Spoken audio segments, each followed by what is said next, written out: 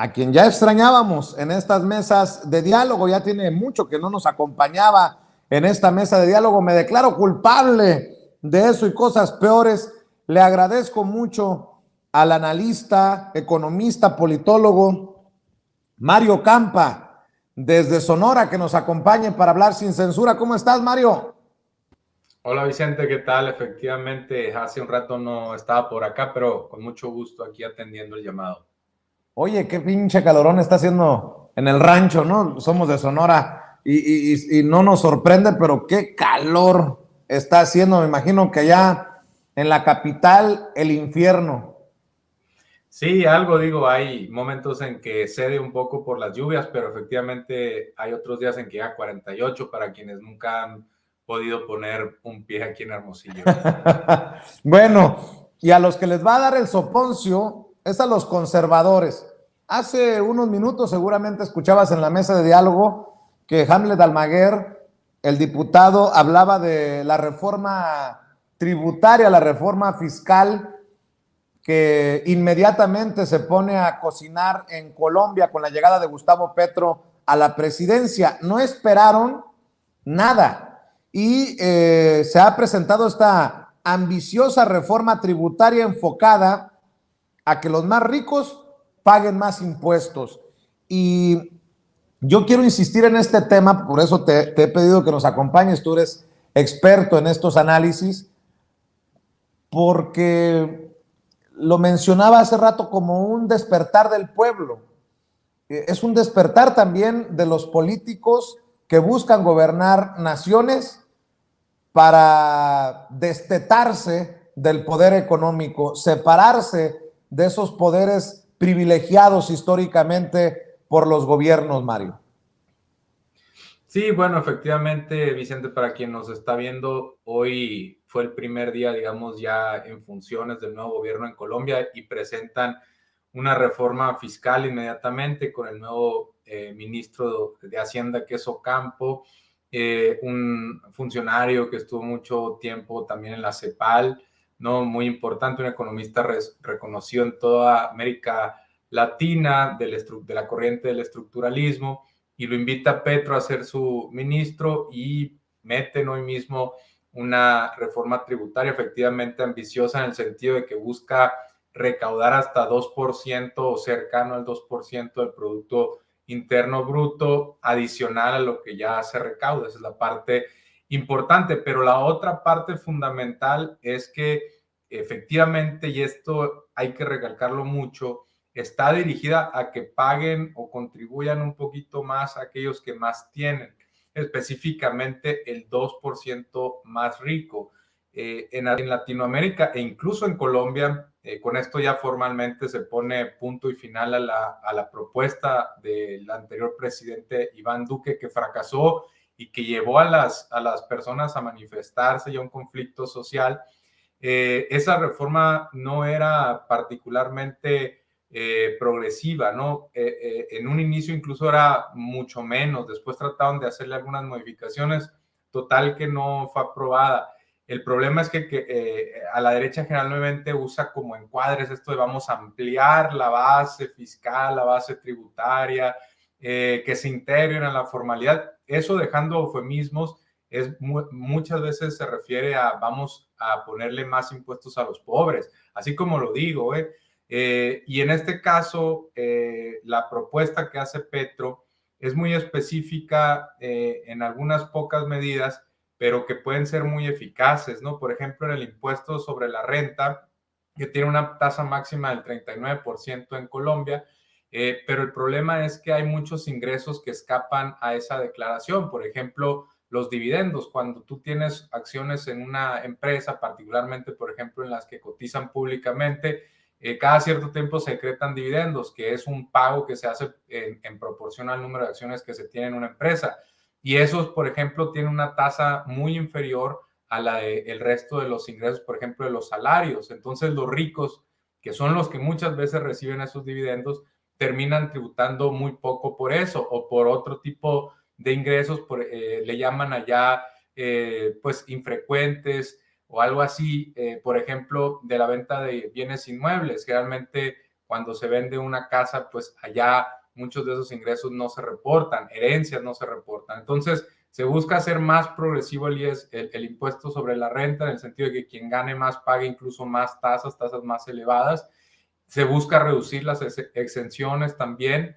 Hay un nuevo impuesto también que tiene que ver con el patrimonio. Es un impuesto a la riqueza. Muchas veces nos enfocamos en el impuesto sobre ingresos o salarios, pero en este caso es sobre el patrimonio. Impuestos a las empresas hay muy poca novedad, sobre todo se buscan menos exenciones. Y hay un componente muy importante medioambiental. Esto es algo que ha marcado, digamos, en los primeros, durante toda la campaña marcó a Gustavo Petro, que es una arista medioambiental muy importante. Y, por ejemplo, ahora con esta reforma fiscal está proponiendo impuestos para bebidas azucaradas, alimentos ultraprocesados, plásticos de un solo uso. Está proponiendo un impuesto del 10% a las exportaciones de carbón y de petróleo. Y eso sería... Mario, Sí. va en camino para que los conservadores, si son igual de bravos en Colombia como en México, le llamen dictador a Petro.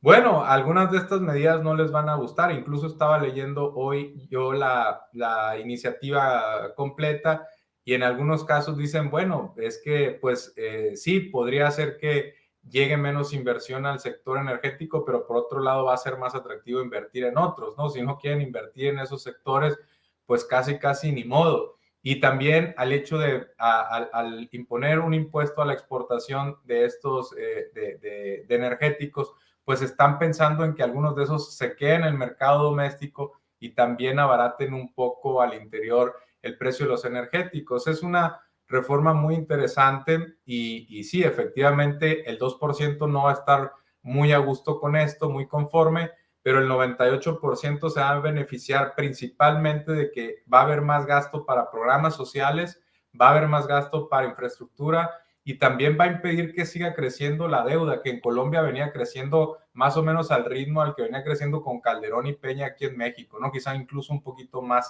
aceleradamente, ¿no? Ya que lo pusiste sobre la mesa, se puede decir que también en Colombia van primero los pobres ahora con Petro. ¿Hay alguna forma de comparar estas políticas tributarias en Colombia con lo que se está haciendo en nuestro país? Se acabaron las condonaciones de impuestos, se busca reinvertir precisamente para los más pobres, pero creo que el presidente Andrés Manuel López Obrador no ha ido ni a la mitad de lo que yo estoy escuchando. Bueno, esa es mi opinión, tú eres el experto, querido Mario, y le han caído encima acá en México. ¿Se puede hacer una comparación con la visión de la 4T sobre cuestiones tributarias a lo que se está haciendo en Colombia? Bueno, la verdad es que la de Colombia es una reforma de, digamos, un solo momento, donde se busca que probablemente los cambios se den en un inicio y ya después quizá ya no haya mucho. Aquí en México se ha buscado otra vía, no fue una reforma fiscal así de golpe, de choque, pero sí ha habido algunos movimientos interesantes que de facto han llevado que la recaudación tributaria como porcentaje del PIB haya venido subiendo. Algunos de esos pues ya son conocidos de sobra, como por ejemplo reducir la evasión y la elusión en los grandes contribuyentes, recuperar aquello de juicios anteriores. La reforma al outsourcing está teniendo un impacto muy interesante en la recaudación del ISR. Ha habido algunos impuestos digitales adicionales. La verdad es que más que crear uno nuevo se está equiparando a otros bienes. En pensiones también se hizo una reforma silenciosa, callada, pero interesante al IMSS, de tal forma que va a haber una pensión mínima garantizada y además en ciertas pensiones más altas los patrones van a tener que poner más dinero. Entonces sí ha habido algunos cambios interesantes, pero hay una agenda pendiente, eso hay que también decirlo. Y yo creo que es un muy buen momento para empezar esta reflexión, Vicente. E incluso sabemos de la buena relación de Petro con López Obrador, porque se podría de aquí a 2 años, de aquí a la elección del 2024, ir creando una especie primero el diagnóstico de aquellos impuestos que podrían hacer el sistema fiscal mexicano mucho más progresivo, es decir, incluso hasta reducir impuestos a los pobres para subirle a los ricos. Eso podría ser. Lo que pasa es que hay que tener un buen diagnóstico y hay que enfocarse en los impuestos adecuados, pero no hacer las reformas fiscales que venían haciendo el PAN o el PRI, porque entonces vamos a tener un posible conflicto social y un desprestigio tremendo en la 4T.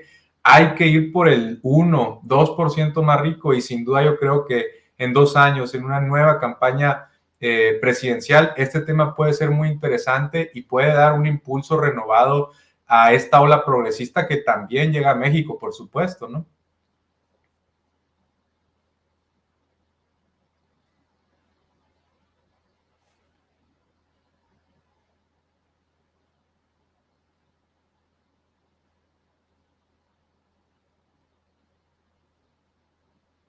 No estoy escuchando, Vicente, si puedes repetir. Te ofrezco una disculpa.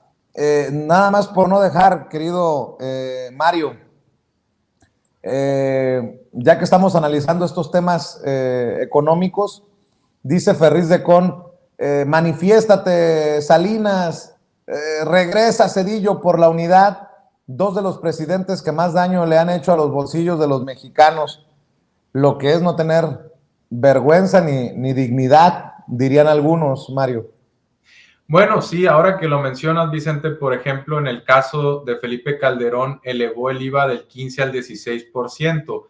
Eso específicamente en el caso de Petro se está buscando evitar. Los impuestos al consumo los pagan sobre todo, digo, aunque los ricos pagan más porque ganan más, como porcentaje de su ingreso los pobres lo resienten más. El IVA hay que incluso reducirlo aquí en México, y Felipe Calderón fue el último presidente que lo subió. Hay que recordar que también lo había subido bastante Cedillo por una crisis que el mismo PRI creó. Entonces, el PRI y el PAN, ese básicamente su impuesto insignia es el IVA, que afecta particularmente a los más pobres. De ahí que sea, por ejemplo, podríamos aquí en México reducir el IVA, que incluso está bien, hay que mantenerla exentos, por ejemplo, alimentos, que Vicente Fox quiso ponerle impuestos a los alimentos, ¿no? O a las medicinas, sería contraproducente para los pobres. Aquí Petro buscó no afectar el IVA porque sabía que si se sube el IVA, automáticamente muchas personas entran a la pobreza, ¿no? Porque muchos no pueden pagar la canasta de alimentos y medicinas, ¿no? Entonces, de ahí que sea importante en México darle más impuestos, por ejemplo, al patrimonio o a los grandes ingresos, incluso a los salariales, pero en la parte más alta de los que ganan más para que paguen más tasas, y a las clases medias incluso las puedes dejar sin efecto o no afectadas, y a los pobres hasta se les podría reducir los impuestos o incluso reducir el IVA. Entonces, yo creo que es un buen momento para reflexionar esto, pero sí tenemos que alejarnos de esas visiones de ampliar la base fiscal o subir el IVA a alimentos y medicinas, porque ahí es donde más lo resienten los pobres, ¿no? Mi querido Mario Campa, como siempre es un placer. No te pierdas, hermano, ya te extrañábamos aquí en Sin Censura. ¿Por qué no cerramos invitando precisamente a la gente para que te siga en redes?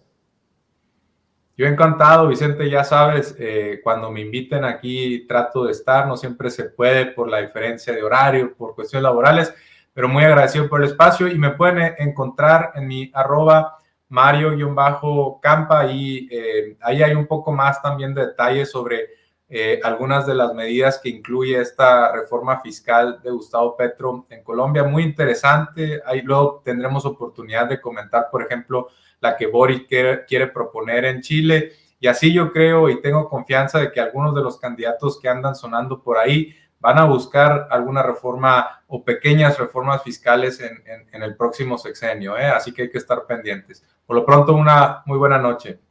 Te mando un abrazo, Mario Campa, hablando con nosotros sin censura. Buenas noches, Mario. Y déjenme también darle la bienvenida a 3 amigos de esta familia Sin Censura. Primero saludo al escritor y periodista Kurt Harvard.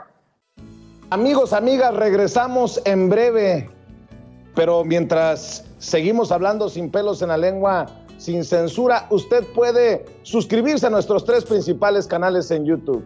Sin Censura Media, en donde tenemos más de 1,600,000 suscriptores, Sin Censura TV, en donde tenemos más de 1 millón de suscriptores, y en Sin Censura Presenta, en donde queremos llegar muy pronto a los 100,000 suscriptores. Si usted ya está inscrito en Sin Censura Media, suscríbase en Sin Censura TV. Si ya está suscrito en Sin Censura TV y Sin Censura Media, suscríbase a Sin Censura Presenta. Recuerde que es gratis, no tiene que sacar un solo centavo de su bolsillo para apoyarnos. Dele clic en la campanita para que los señores y señoras de YouTube envíen las notificaciones cuando estemos transmitiendo en vivo y en directo o estemos subiendo videos. También nos puede seguir en Twitter en @_Vicente Serrano y hasta en Instagram. Ojo, también estamos en Instagram. Son nuestras redes sociales y con el apoyo de ustedes seguimos creciendo, porque con ustedes todo, sin ustedes nada.